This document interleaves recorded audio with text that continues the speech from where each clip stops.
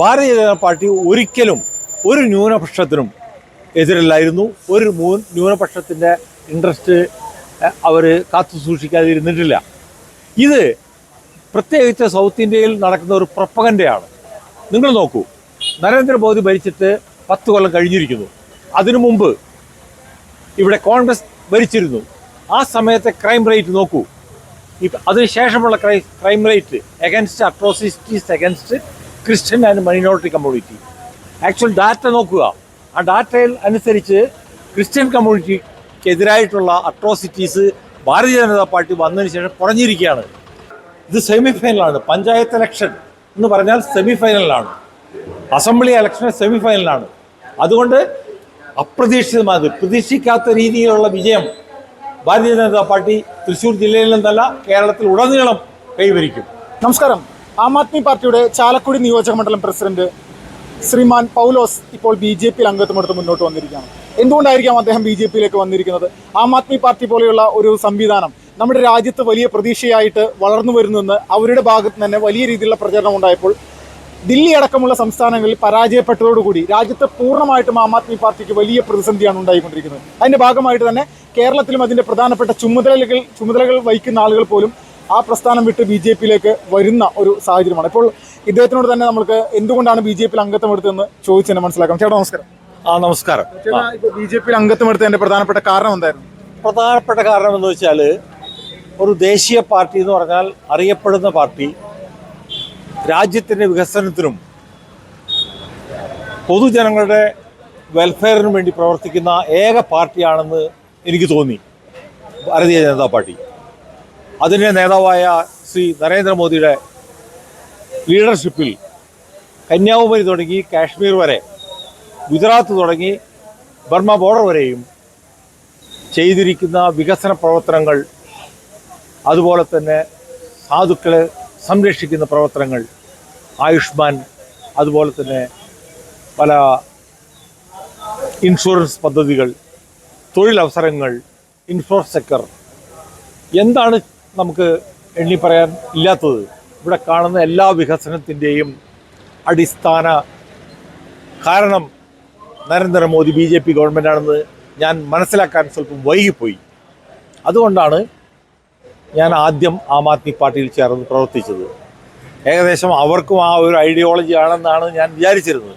പക്ഷേ അവരുടെ പ്രവർത്തനങ്ങൾ കൂടി പല സ്ഥലത്തും അവർക്ക് അധികാരത്തിൽ വരാൻ സാധിച്ചു.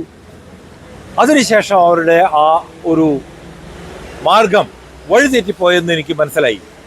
അതുകൊണ്ടാണ് ഞാൻ ആ പാർട്ടി ഉപേക്ഷിച്ച് ഇന്ന് ഇന്ത്യയിൽ നല്ല രീതിയിൽ പ്രവർത്തിക്കാനും സമുദായത്തിന് എന്തെങ്കിലും ഉപകാരം ചെയ്യാനും പറ്റുന്ന പാർട്ടി ഉണ്ടെങ്കിൽ അത് ഭാരതീയ ജനതാ പാർട്ടി ആണെന്ന് ഉള്ള പൂർണ്ണ ബോധ്യം വന്നതിന് ശേഷമാണ് ഞാൻ ആം ആദ്മി പാർട്ടിയിൽ ചേർന്നത്. ഇപ്പോൾ താങ്കളൊരു ക്രൈസ്തവനാണല്ലോ. അപ്പോൾ സ്വാഭാവികമായിട്ട് നമ്മുടെ രാജ്യവ്യാപകമായിട്ട് ആം ആദ്മി പാർട്ടി അടക്കം അല്ലെങ്കിൽ കോൺഗ്രസ് അടക്കമുള്ള പ്രധാനപ്പെട്ട രാജ്യത്തെ പല പ്രതിപക്ഷ പാർട്ടികളും BJPക്കെതിരെ നടത്തിയിരുന്ന ഒരു ആരോപണങ്ങളൊന്നാണ് ന്യൂനപക്ഷങ്ങൾക്കെതിരെ പല പ്രതിസന്ധികളുണ്ടാകുന്ന സമയത്ത് അതിനെതിരെ പ്രതികരിക്കാതിരിക്കുക എന്നുള്ള ഒരു നിലപാട് BJPയുടെ ഭാഗത്തുനിന്നുണ്ട് എന്നുള്ളൊരു സംഭവം പറഞ്ഞു പരത്തുന്നുണ്ടായിരുന്നു. അതിപ്പോഴും തുടരുന്നുണ്ട്. അപ്പോൾ ഒരു ക്രൈസ്തവൻ എന്നുള്ള നിലയിൽ താങ്കളുടെ ഒരു അഭിപ്രായം എന്താണ്? BJPയുടെ ഇടയിൽ ക്രൈസ്തവ സമൂഹത്തിൻ്റെ പ്രാധാന്യം എന്താണ്? ആദ്യം തന്നെ പറയാൻ ഞാൻ ഉദ്ദേശിക്കുന്നത്, ഭാരതീയ ജനതാ പാർട്ടി ഒരിക്കലും ഒരു ന്യൂനപക്ഷത്തിനും എതിരല്ലായിരുന്നു. ഒരു ന്യൂനപക്ഷത്തിൻ്റെ ഇൻട്രസ്റ്റ് അവർ കാത്തു സൂക്ഷിക്കാതിരുന്നിട്ടില്ല.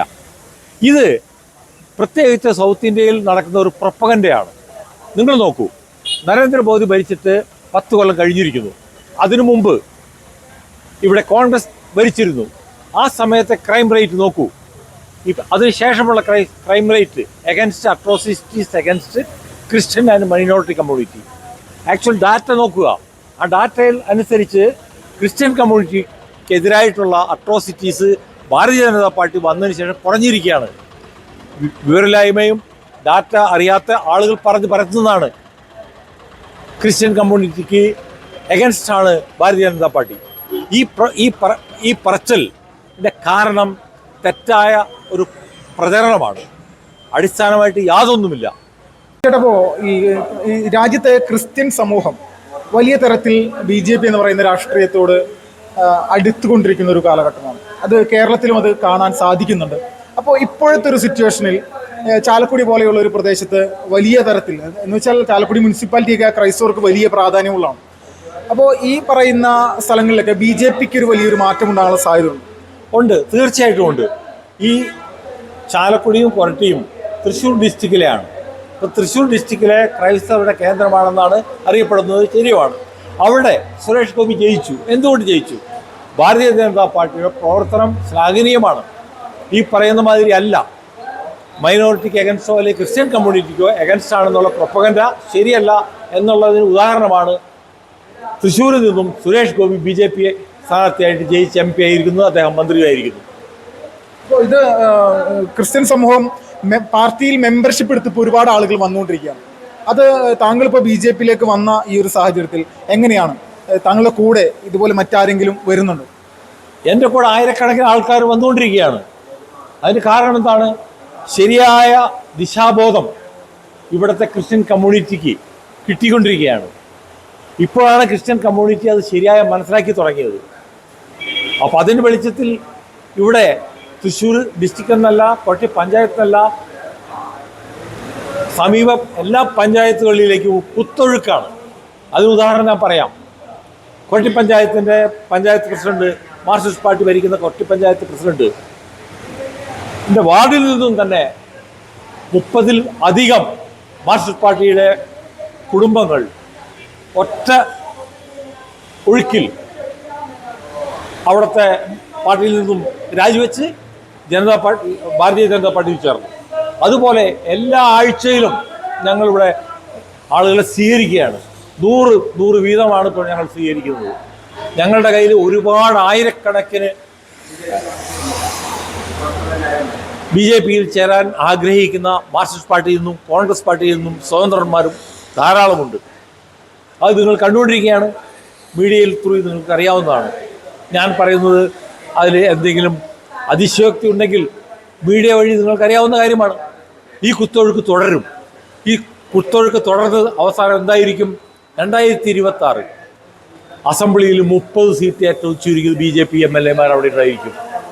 പഞ്ചായത്ത് അപ്രാപ്യമായ കൊരട്ടി പഞ്ചായത്ത് ഭാരതീയ ജനതാ പാർട്ടി ഈ ഇലക്ഷനിൽ പിടിക്കാൻ സാധ്യതകൾ ഏറെയാണ്.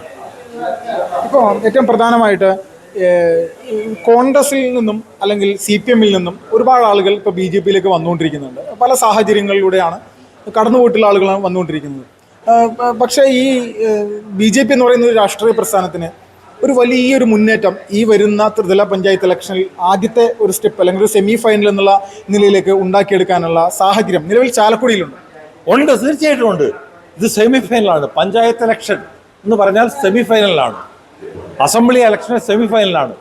അതുകൊണ്ട് അപ്രതീക്ഷിതമായത് പ്രതീക്ഷിക്കാത്ത രീതിയിലുള്ള വിജയം ഭാരതീയ ജനതാ പാർട്ടി തൃശ്ശൂർ ജില്ലയിൽ നിന്നല്ല കേരളത്തിൽ ഉടനീളം കൈവരിക്കും. അതിൽ ഒരു സംശയവുമില്ല. ഇതിൽ മറ്റൊരു കാര്യമെന്ന് പറഞ്ഞാൽ ക്രൈസ്തവ സമൂഹം ഒരുപാട് ആളുകൾ BJPയിലേക്ക് വരുന്നതോടൊപ്പം തന്നെ പല സ്ഥലങ്ങളിലും BJPയുടെ ചുമതലയിലേക്ക് കൂടി ഈ പറയുന്ന ആളുകൾ ഇപ്പോൾ പുതുതായിട്ട് വരുന്നുണ്ട്. അപ്പോൾ ഇത് സ്വാഭാവികമായിട്ട് കേരളം പോലെയുള്ളൊരു ക്രിസ്ത്യൻ സമൂഹത്തിന് അത്യാവശ്യം ഒരു സംവിധാനമുള്ള ഒരു സംസ്ഥാനത്ത് രാഷ്ട്രീയപരമായിട്ട് അവർക്ക് എന്നും സപ്പോർട്ട് നിന്നിരുന്ന കോൺഗ്രസ് എന്ന് പറയുന്ന ഒരു രാഷ്ട്രീയ പ്രസ്ഥാനത്തിന്, പ്രത്യേകിച്ച് ക്രിസ്ത്യൻ സമൂഹത്തിന് വലിയൊരു വോട്ട് എപ്പോഴും കോൺഗ്രസ് ആണ് നേടിയെടുത്തിരുന്നത്. അവർക്കിതൊരു വലിയ തിരിച്ചടിയാകാനുള്ള സാധ്യത. തീർച്ചയായിട്ടും തിരിച്ചടിയാണോ? കാരണം ക്രൈസ്തവ സഭയുടെ ആളുകൾ മനസ്സിലാക്കാൻ വൈകിപ്പോയി. നമ്മുടെ ക്രൈസ്തവർ ഈ പാർട്ടിയിൽ നേരത്തെ ഉണ്ടായിരുന്നു. ജോർജ് കുര്യൻ എത്ര നാളത്തെ BJPയിൽ പ്രവർത്തിച്ച ആളാണ്. അതുപോലെ പലരുമുണ്ട്. പക്ഷേ ചുരുക്കം ആളുകളായിരുന്നു എന്ന് മാത്രം. പക്ഷേ അത് അവർക്ക് ഈ കേരള ജനതയിലേക്ക് ക്രൈസ്തവ സഭയിലേക്ക് എത്തിക്കാൻ കുറച്ച് താമസം വന്നു. ഇപ്പോൾ ക്രൈസ്തവർ അത് മനസ്സിലാക്കിയിരിക്കുന്നു. ക്രൈസ്തവർ തന്നെ പറയുന്നു BJP മാത്രമേ ഇനി കേരളത്തിലെ ക്രൈസ്തവരെ രക്ഷിക്കാൻ സാധിക്കുകയുള്ളൂ. അതിന് കാരണം എന്താണ്? മാറി മാറി വന്ന് ഭരിച്ച സർക്കാരുകൾ, കോൺഗ്രസ്സുകാർ അവരെ വോട്ട് വാങ്ങിച്ച് അവർക്ക് മന്ത്രിസഭ ഉണ്ടാക്കി. അതിനുശേഷം ക്രൈസ്തവർ മറന്നു കളഞ്ഞു. അതുപോലെ തന്നെ മാർക്സിസ്റ്റ് പാർട്ടിയും ക്രൈസ്തവർ വോട്ട് നേടി അവരെ മറന്നു കളഞ്ഞു. 5 കൊല്ലത്തിൽ ഒരു പ്രാവശ്യം ക്രൈസ്തവ പള്ളികളിലും അച്ഛന്മാരെയും ബിഷപ്പുമാരെയും സന്ദർശിക്കുന്നു. അതുമാത്രമേ ഉള്ളൂ. ഇന്ന് ക്രൈസ്തവർ മാറി ചിന്തിച്ചിരിക്കുന്നു. ഇവർ നമ്മളെ വോട്ട് തേടി പറ്റിക്കുകയാണെന്ന്. അതിൽ ആ സമയത്ത് ഭാരതീയ ജനതാ പാർട്ടി നോക്കൂ, എൻ്റെ കൊട്ടി പഞ്ചായത്തിലെ കാര്യം നിങ്ങൾ നോക്കൂ, ഒരു മെമ്പർ പോലുമില്ല കൊട്ടി പഞ്ചായത്തിൽ. ഇവിടെ എൻ്റെ ഭാഗത്ത് 2 മെമ്പർമാരുണ്ട് കൊട്ടി പഞ്ചായത്തിൽ.